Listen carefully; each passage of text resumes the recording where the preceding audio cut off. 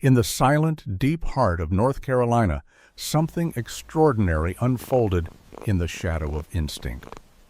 It is a story not about what separates the wild from the tame, but what profoundly connects them, the fierce, unconditional necessity of motherhood. This journey begins not on the savannah, nor in a deep forest, but in the quiet, domestic life of a small, striped tabby cat named Bobby. For 3 tiny orphaned souls, Bobby became an impossibility, a mother without species, without question. This is the untold story of a cat who adopted bobcats. Now, let's enter their world. If you're already enjoying this story, a quick like and share makes all the difference. Let us know in the comments where you're listening from today. The year was 2011, and the setting was the routine, sun-drenched landscape of the Sylvan Heights Bird Park in Scotland Neck, North Carolina. A place more accustomed to the gentle squawks of exotic fowl than the silent drama of the wild. But this park was more than its name suggested. It was a sanctuary nestled on the very edge of true wilderness. The incident that set this story in motion was a tragedy as old as nature itself. A female bobcat, a creature of secretive movement and solitary intent, was struck by a vehicle nearby. She had, in the final desperate moments of her life, been moving her den. Rescuers arrived, following a faint trail of distress, and found the mother deceased. Crucially, they found her 3 tiny, vulnerable offspring, 3 spotted, whimpering balls of fur, no more than a few days old, eyes still sealed shut against the light. These were true wildcats, fragile and utterly dependent. In the world of animal rescue, the immediate challenge for kittens this young is not just feeding, but the complete physical and social care a mother provides. They need the warmth, the grooming, the rhythmic stimulation that is often impossible to replicate with a human hand. The clock was ticking not in hours, but in minutes. The bobcat kits needed a surrogate, and they needed one immediately. This necessity led them to the residence of the park's staff, specifically to a woman named Patricia, who already played host to another, smaller resident. This was Bobby, a mature domestic tabby cat. Bobby was, by all accounts, a creature of easy temperament, a classic house cat, content with sunbeams and naps. She had recently given birth to her own litter, which had been weaned and adopted out, but her maternal hormones were still powerfully present. The introduction was a moment of profound, unsettling silence. On one side of the makeshift enclosure, 3 wild, orphaned predators. On the other, a small, gentle domestic cat.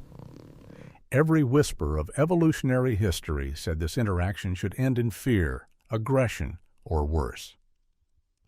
The biological script demanded Bobby view these strangers as rivals or prey. The fate of the 3 kittens hung in the balance. The rescuers had made the introduction. Out of desperation, not certainty, they placed the tiny bobcats gently near Bobby, maintaining a close, anxious watch. They fully expected the cat to hiss, to retreat, or perhaps even to lash out at the strange, wild scent of the kittens. A house cat, after all, is still a hunter at heart, and these were the kits of a much larger, wild predator. The bobcat's musk must have been sharp and unfamiliar. At first, Bobby was still. She approached with a measured, deliberate caution that reflected the tension in the room. She circled the small, helpless forms, her tail low, performing an observational dance. The kittens were crying, a series of weak, high-pitched chirps, a universal sound of need. It was this sound, perhaps, that transcended the biological wall between them. She lowered her head, sniffing tentatively at one of the kits. The humans held their breath. This was the moment of decision, instinct or empathy. Her own kittens had been gone for days, leaving a void that was both physical and hormonal. Then, in a soft, low rumble that had no trace of aggression, only the deep, resonant tone of contentment. Bobby began to purr. The purr was the first act of communication, a vibration of acceptance. She pushed her head against the nearest kitten, then began to lick it with slow, careful strokes, immediately providing the essential grooming the orphans desperately needed to stimulate their systems. The wild scent, the predator's lineage, it all vanished under the sudden, profound dominance of a maternal urge that knew no species boundary. She settled around them, a warm, striped crescent offering her body as shelter. The adoption was immediate and absolute. Bobby's dedication to the Bobcat Kittens was total, eclipsing any concern for her own comfort or safety. For the next several weeks, she was the sole, unwavering focus of the orphan's fragile universe. It was a period of intense, cross-species bonding, governed by the ancient, non-negotiable laws of nurturing. The kittens, who were named Bob, Tom, and Cat, learned the rhythm of survival from their new mother. They would cluster instinctively around Bobby, kneading the soft fur of her stomach, the familiar, comforting action that precedes a feeding. Although the park staff provided supplemental milk through a bottle, a necessity given the size difference and the wild nature of the kits, it was Bobby who delivered the emotional nourishment. She provided the warmth that regulated their tiny bodies and the relentless, patient grooming that was vital for their circulation and digestion. Observe the quiet brilliance of animal behavior in this dynamic. A mother cat's purr is not just a sound, it is a therapeutic vibration. It is believed to have healing properties, accelerating bone and muscle repair. In the context of these three traumatized orphans, this low, constant thrum was a blanket of audible peace, soothing the primal fear and loneliness of their early abandonment. Bobby's presence was a living, breathing constant. The Bobcat Kittens grew at an exponential rate, their instincts sharpening daily. Their spotted coats thickened, their eyes opened, revealing the fierce, intelligent stare of a wild predator. They developed the typical bobcat mannerisms, the playful pounces, the mock stalks, and the quiet, almost uncanny stillness that marks a creature built for the hunt. Yet they continued to treat Bobby as their matriarch. They would nurse from her, a comfort behavior more than a necessity, and they would follow her in a tight, protective cluster whenever she moved. The most profound moments were the simple ones. When one of the kittens would wander too far, a low mew from Bobby, a sound usually reserved for her own offspring, would bring the Wildcat kit immediately back to heel. She was defining their world, setting the boundaries of their safety, and rewriting the definition of family with every lick, every purr, every gentle correction. This was not a passive relationship. It was an active, teaching bond. The kittens were learning to be cats, guided by a cat, even if they were destined to be magnificent, wilder versions of their domestic mother. As the weeks turned into months, the adorable imbalance of the relationship began to shift. The bobcats were growing, quickly transitioning from helpless bundles of fur to miniature, muscular predators. Their weight dramatically increased, their movements became sharper, and their teeth and claws developed a noticeable wild resilience. Bob, Tom, and Cat were no longer simply kittens. They were becoming the creatures they were always meant to be, and their natural instincts began to challenge the domestic bubble Bobby had created. This period became the proving ground for the bond. It was inevitable that the wild nature of the kittens would assert itself. They began to stalk things that moved, whether it was a falling leaf or the gentle tip of Bobby's tail. Their play became rougher, marked by the powerful pounces and lightning-fast reflexes inherent to their species. It required an incredible, non-judgmental patience from Bobby to navigate this shift. She could have been hurt. Her small body was easily dwarfed by the combined weight of the three growing wildcats. Yet she never showed fear or hostility. When the bobcats were too rough, she would use classic feline discipline, a low growl, a brief warning swat that communicated correction without malice. It was a firm maternal boundary. The kittens understood.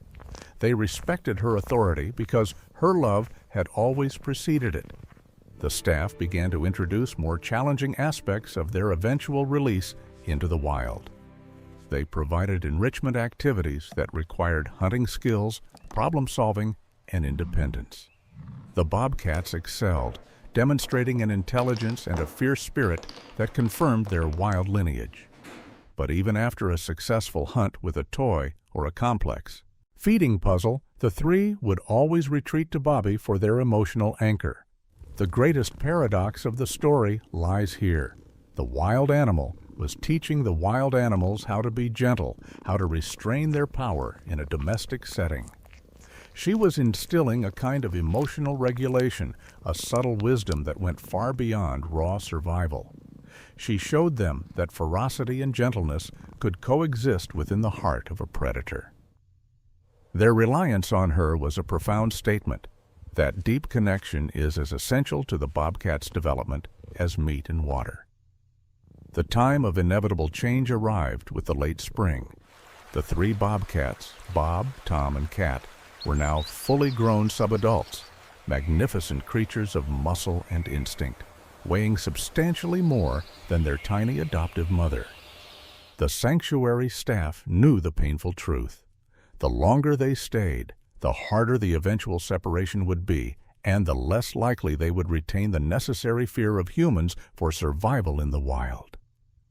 The bond had served its beautiful, temporary purpose. The preparations for their release were difficult. The focus shifted from nurturing comfort to necessary independence. This meant creating distance, allowing their natural aversion to human contact to reassert itself. For Bobby, this transition must have been a quiet form of grief, an intellectual understanding battling a fierce maternal instinct. She had spent months investing every ounce of her protective energy into these creatures, only to have them slowly pulled away. The final few weeks were marked by moments of profound emotional clarity. Bobby would watch them from a distance, no longer joining their rough play, but simply observing.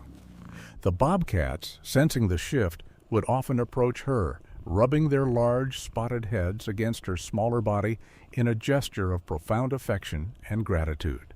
One evening, as the bobcats rested, huddled near a quiet corner of the enclosure, Bobby walked over and began her routine. She meticulously groomed each of them, starting with Bob, then Tom, and finally Cat. It was a final physical affirmation of her bond, a ceremony of letting go. The rough texture of her tongue on their thick fur, a feeling they had known since they were blind, helpless newborns, was a final lesson in love. They responded not with the playfulness of youth, but with quiet, deep contentment. This moment, captured by the silent observation of the sanctuary staff, became the emotional crest of their story. It was the final, perfect expression of a love that asked nothing in return. It proved that empathy is not a learned human construct, but a primal, universal force. The day of the bobcat's release into the vast, protective wilderness marked the end of a chapter, but the beginning of a profound legacy. The three siblings, now powerful and prepared, vanished into the landscape, carrying with them not just their innate wild instincts, but the quiet, essential lessons taught by a small domestic cat.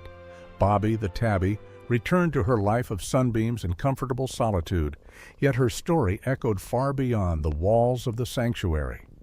She became a living, breathing testament to the power of maternal love to utterly disregard the lines drawn by evolution.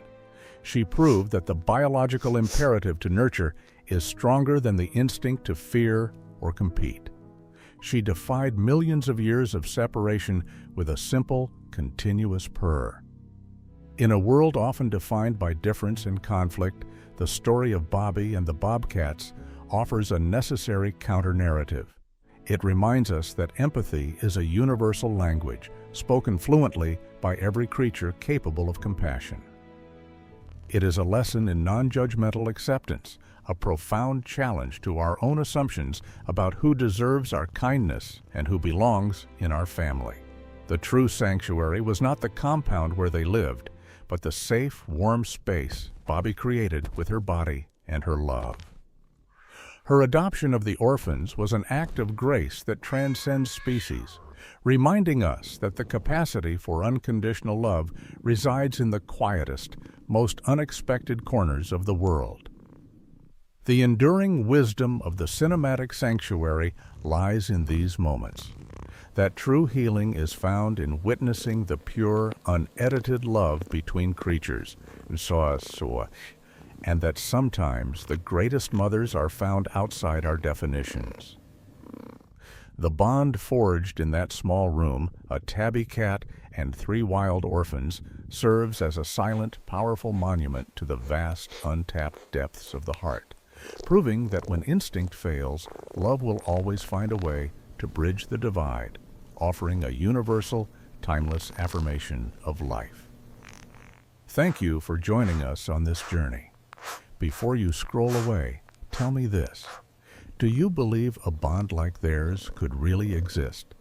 If this story touched your heart, drop a 1 in the comments so I know you're still with me. And don't forget to subscribe, because the next story might just remind you that sometimes the wild loves us back in ways we'll never forget.